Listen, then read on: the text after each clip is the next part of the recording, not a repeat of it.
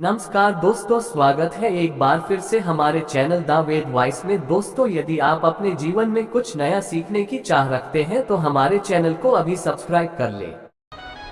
सोमवार की अष्टमी पड़ जाए, क्या पड़ जाए? सोमवार की, जम के बोलो जरा, अष्टमी। या तो सोमवार की अष्टमी पड़ जाए, या हर महीने शिवरात्रि आती है, हर महीने आती है, या तो सोमवार की अष्टमी पड़ जाए या फिर सोमवार की शिवरात्रि पड़ जाए, हर महीने आती है। प्रयास करना, थोड़ा सा दूध, देसी गाय का थोड़ा सा दूध अगर प्राप्त हो जाए, बेलपत्री के पत्ते से दूध कटोरी में लेकर, मात्र बेलपत्री के पत्रे से एक एक बूंद, अगर दूध आप एक बूंद अगर ज्यादा ना मिला हो, एक चम्मच भी अगर आपको दूध देसी गाय का मिल गया हो, और सोमवार की अष्टमी पड़ जाए या सोमवार की, जम के बोलो, शिवरात्रि पड़ जाए, उसमें केवल अगर देसी गाय का दूध मिल जाए, जर्सी गाय का नहीं हो, देसी गाय का अगर दूध मिल जाए, बेलपत्री के पत्ते से, तुम्हारे घर के अंदर अगर शिवलिंग है या मंदिर में शिवलिंग है या तुम्हारे नजदीक में कोई शिवलिंग है, उस पर बूंद बूंद, एक एक बूंद अगर शिवलिंग पर दूध समर्पित कर रहे हो, श्री शिवाय नमस्तुभ्यम, नमः शिवाय, या षडाक्षर मंत्र ओम नमः शिवाय, या 33 अक्षर का मंत्र महामृत्युंजय मंत्र, इसका स्मरण कर कर शिव जी पर देसी गाय का दूध समर्पित कर कर इस बेलपत्री को अशोक सुंदरी वाली जगह पर अगर आप समर्पित कर देते हैं, फिर आप जिस भी चीज के लिए अप्लाई करें, मेरा देवाधिदेव महादेव आपका हाथ पकड़कर खींचकर आगे बढ़ा ही दे। मेहनत करना,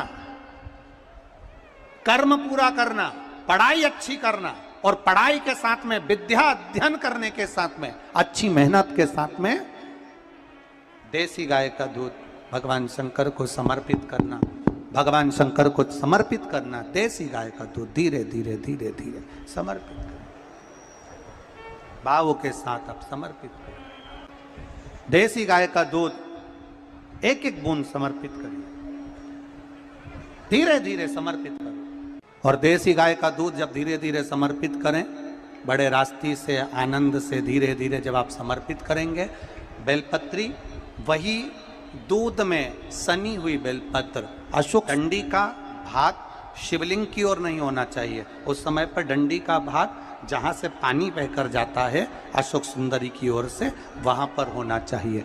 कार्य में सफलता मिलती ही है। शिव तत्व को धारण करें। सोमवार की अष्टमी का मतलब आपको इंदौर की कथा में बताया था, जिस दिन शंकर और पार्वती के मिलन का दिवस हो, और केवल एक माता पार्वती के अकेले मिलन का नहीं, 64 योगनिया तक भगवान शंकर से मिलने के लिए आती है। पीला चंदन लगा लेना। कितना लगाना है? बीच वाला जो पत्ता है उस पर पीला चंदन। जब आपको लगे कि मेरा जीवन बहुत कष्टमय है, अब ये रोग, अब ये कष्ट दूर ही नहीं हो रहा, अब ये आए दिन तकलीफ पर तकलीफ बढ़ती जा रही है, आए दिन रोग, बीमारी, पैसा घर में बच नहीं रहा, बहुत कष्टमय जीवन है, इसमें लगाओ पीला चंदन बेलपत्री की बीज पत्ती पर। महाराज, और बीज पत्ती पर जब चंदन लग जाए, लगने के बाद में ये दोनों पत्ती पर लाल चंदन लगा लीजिए। इन दोनों पत्ती के बीच में जो डंडी का भाग होता है, आपको कहा था, आपको स्मरण में होगा शायद, हमने जब बेलपत्री की महत्वता बताई थी तो उस बेलपत्री की महत्वता में कहा था, ब्रह्मा विष्णु महेश ये 3 हैं, बोला था। बीच में ये बड़ी पत्ती से लेकर जो 2 पत्तियां होती हैं, इनके बीच में जो जगह बचती है, इसमें मां पार्वती के 64 योगनिया, मां पार्वती अपनी पूर्ण सिद्धि के साथ में, जितनी भी देवी के स्वरूप हैं, वो माता 64 योगनिया देवी के स्वरूप में यहां पर विराजमान होती हैं।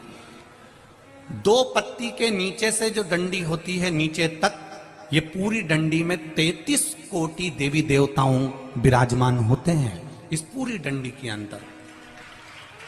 तो ये बीच वाली पत्ती है, ये जो बीच वाली पत्ती का जो भाग होता है, इस पत्ती के भाग में शहद का प्रयोग कर कर, यहां पीला चंदन, लाल चंदन, शहद का प्रयोग कर कर, इसी तरह से पकड़कर ये बेलपत्री की जो डंडी है वो अशुक सुंदरी पर जब आप समर्पित करें तो जहां से जल बहता है उस ओर पर इस पत्ती को चढ़ाकर केवल आपके हृदय की बात कहकर देवाधिदेव महादेव से कोई भी शिव जी का मंत्र, पंचाक्षर नमः शिवाय, षडाक्षर ओम नमः शिवाय, श्री शिवाय नमस्तुभ्यम, या महामृत्युंजय मंत्र, जो शिव का मंत्र हो आपके पास में, उसको बोलते हुए देवाधिदेव महादेव को धीरे धीरे जल की धार चढ़ाना प्रारंभ करो। जल की धार जब पूर्ण होने लगे, उसमें थोड़ा जल बचे, तब अशोक सुंदरी पर जो तुमने बेलपत्र चढ़ाई है वहां उस जलधार को चढ़ा। ये प्रयोग आपको केवल सोमवार की अष्टमी पढ़ने पर ही करना है। कौन से दिन करेंगे? जम के बोलिए जरा। सोमवार की अष्टमी पढ़ने। और धतूरे का फूल,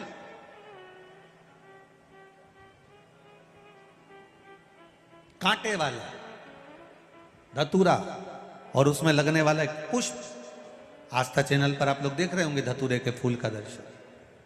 धतूरा और धतूरे का पुष्प, छोटा सा पौधा है, ज्यादा बड़ा नहीं है, कांटा लग रहा है, धतूरा लग रहा है, और उसमें भी साधारण धतूरा नहीं, जिस धतूरे के नीचे की डंडी लाल कलर की होती है, अगर वो सोमवार की अष्टमी को देवाधिदेव महादेव को समर्पित करी जाती है तो उसके घर में कभी संपदा की कमी नहीं होती है। वो धतूरा है, साधारण नहीं है। धतूरे में भी लाल डंडी, जैसे धतूरा गोल होता है उसके नीचे एक छोटी सी डंडी, देखा है आप लोगों ने? अरे देखी कि नहीं देखी बोलो? धतूरा देखा है ना? धतूरे के अंदर एक नीचे छोटी सी डंडी होती है, जब तोड़ोगे तो वो डंडी का कलर अगर लाल है, वो डंडी का कलर अगर लाल है, और कभी हम तो कहेंगे जैसे बड़ी बीमारी जिसको हो जाती है, लीवर, किडनी, कैंसर आदि का आदि बड़ी बीमारियों से जो जूझ रहा होता है, प्रयास करो, प्रयास महामृत्युंजय का जाप कर कर, महामृत्युंजय का स्मरण कर कर, एक लाल डंडी का धतूरा प्रयास करना। एक धतूरा मिल जाए या 5 धतूरे मिल जाए किसी भी एकांतेश्वर महादेव पर, जो शिव मंदिर एकांत में हो, जहाँ कोई जाता आता नहीं हो। वैसे तो अब बहुत मुश्किल है कि ऐसा मंदिर मिल जाए जहाँ कोई जाता आता नहीं हो। पहले की बात दूसरी है, अब बात दूसरी है। फिर भी कहीं आप रोड पे से निकल रहे हो, एकांतेश्वर महादेव अगर आपका दिख जाए, बहुत बीमारियों से ग्रसित हो, तो भी महामृत्युंजय जाप का स्मरण कर कर या किसी विद्वत ब्राह्मण जन से महामृत्युंजय मंत्र का जाप कराकर, या भगवान शिव के मंत्र का जाप स्वयं कर कर, वो भी ना बने तो पंचाक्षर मंत्र नमः शिवाय, षडाक्षर मंत्र ओम नमः शिवाय, या श्री शिवाय नमस्तुभ्यम जप कर वो लाल डंडी का धतूरा 5 एकांतेश्वर महादेव को आप समर्पित कर सकते हो। रोग थम जाएगा, जो दवाई खाओगे वो शरीर को लगना प्रारंभ हो जाएगी और आप स्वस्थ होने वाली थी। सावन की पहली, और मालूम पड़ा कि वो कथा छत्तीसगढ़ की पवित्र धरा पर है। अर्थात भजन का बल, भक्ति का बल, स्मरण, ये सब खींच कर लाते। चुंबक देखिए आप लोगों ने, वो चुंबक को गंगा में रस्सी बांधकर गोताखोर डालते हैं और उसमें चिपकने वाला जो भी सामान होता है वो चिपक जाता है। लकड़ी नहीं चिपकती, कपड़ा नहीं चिपकता, प्लास्टिक नहीं चिपकता। वो चुंबक में जो चुंबकीय तत्व होते हैं वही चिपकते हैं।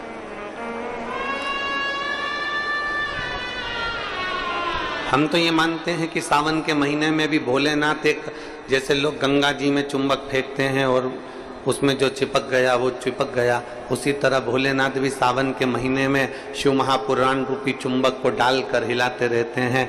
किसके भाग्य में है और कितने लोग चिपक सकते हैं ये उसी को मालूम है।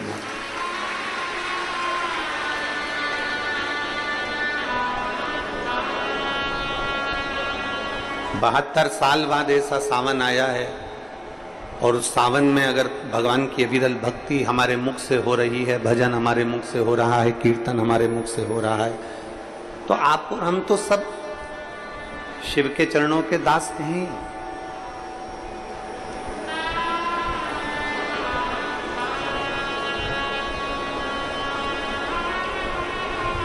कहते हैं शिव महापुराण की कथा कहती है, नौकरी ऐसी होना चाहिए, सर्विस ऐसी होना चाहिए जहां जाने का मन करे। ऑफिस में तुम बैठते हो और दिन भर क्लेश मचे, फाइल तुम पढ़ते हो और फाइल उठाते से तुम्हारे को मानसिक टेंशन आ जाए, जरा जरा सी बात में चिंता खड़ी हो जाए तो वो ऑफिस जाने का मन नहीं करता, नौकरी पर जाने का मन नहीं करता।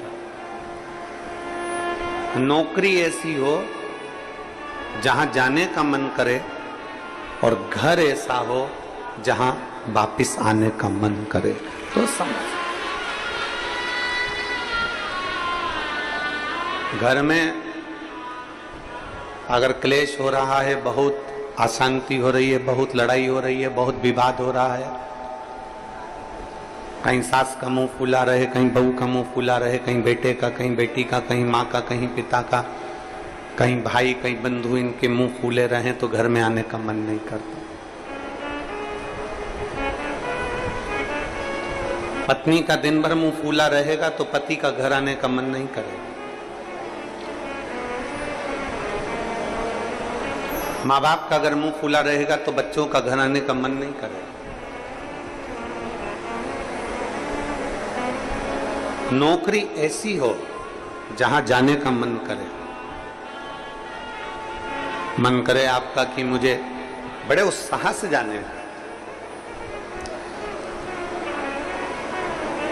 एक प्रश्न आपसे पूछते हैं, उम्मीद है कि आप लोग उत्तर अच्छा देंगे।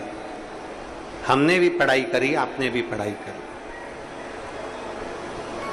हमने भी विद्याध्ययन करा, आपने भी विद्याध्ययन करा। जब स्कूल में पढ़ते थे,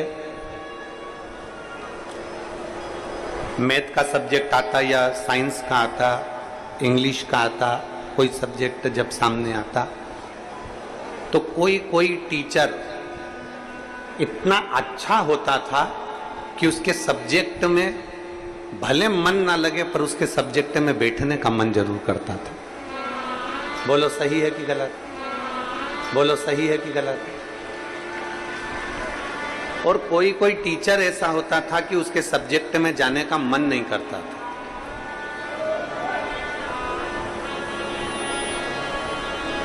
उनके सब्जेक्ट में जाने का मन नहीं करता। कोई टीचर इतना अच्छा, बहुत प्रेम से, बहुत स्नेह से, बहुत लाड़ प्यार से पढ़ाता है, बहुत स्नेह से पढ़ाता है तो उसके यहाँ जाने का मन कर जाता है। और कोई कोई टीचर ऐसा होता है कि वो पढ़ाता है पर उसके अंदर इतना क्रोध, इतना गुस्सा है, कहीं मारना, कहीं ठोकना, कहीं अपशब्द कहना, कहीं कुछ कहना, तो मन ही नहीं करता कि उस टीचर के पास में जाकर बैठा। पढ़ना है आपको, सारे सब्जेक्ट पढ़ना है आपको और प्रत्येक सब्जेक्ट को आपको तैयार करना है, प्रत्येक सब्जेक्ट आपको पढ़ना है, पर आप उस टीचर के सब्जेक्ट में नहीं जाओगे। प्रत्येक सब्जेक्ट आपको पढ़ना है, प्रत्येक सब्जेक्ट आपको धारण करना है, पर आप उसके सब्जेक्ट में नहीं पहुंचोगे। बस जैसे स्कूल में कोई टीचर अच्छा है तो उसके सब्जेक्ट को पढ़ने के लिए आप जरूर जाते हो, उसी तरह नौकरी ऐसी हो जहां जाने का मन करे आपका।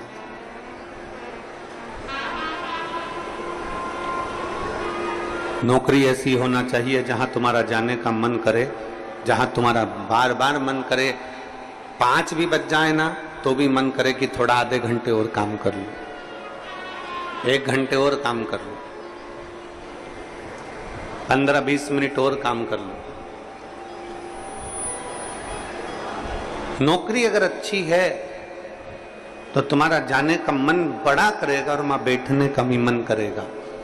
तो शास्त्र कहता है कि नौकरी ऐसी हो जहां तुम्हारा जाने का मन करे और घर ऐसा हो जहां पर सब प्रेम से रहते हो। तो नौकरी से और दुकान से घर आने का मन करे तो समझ लो कि तुम्हारा घर श्रेष्ठ है।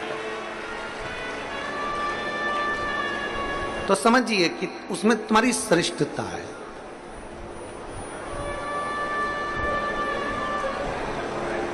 जरा जरा सी बात में अगर क्लेश हो रहा है, जरा जरा सी बात में अपशब्द बोले जा रहे हैं तो वो श्रेष्ठता नहीं बनती।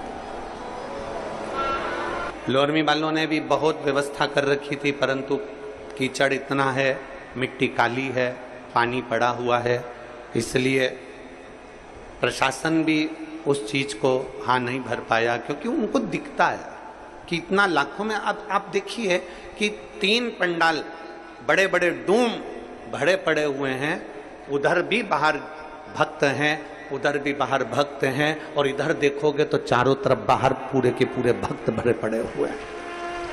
प्रशासन भी ये चीज देखता है कि इतने शिव भक्त आएंगे तो वो आराम से कथा सुने, आराम से रहें, आराम से खाएं, आराम से अपना भजन कीर्तन करें और आराम से कथा श्रवण कर कर अपने अपने घर को जाएं, किसी को कोई कष्ट ना हो। ये प्रशासन भी देखता।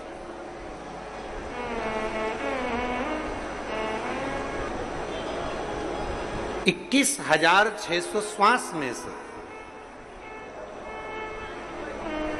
21,600 श्वास जो चल रही है उसमें से जितनी श्वास हम परमात्मा को दे सकते हैं उतना दीजिए। हम जितना भजन कर सकते हैं उतना भजन करें,